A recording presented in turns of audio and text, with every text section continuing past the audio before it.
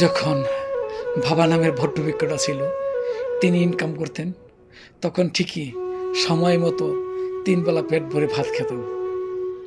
আর এখন আমি নিজে ইনকাম করি, তো তাই মনে হয় না কখন যে সময় মতো কোন দিন 3 বেলা পেট ভরে ভাত খেয়েছি, সেটা এখন আর মনে পড়ে না।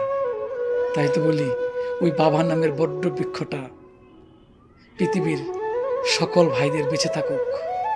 কারণ বাবা নামের বড্ড বৃক্ষটা বড়ই প্রয়োজন, বড়ই প্রয়োজন। তাই বাবা নামের বড্ড বৃক্ষটাকে আজ বড় বেশি মিস করি, বড় বেশি মিস করি। মিস ইউ বাবা, মিস ইউ।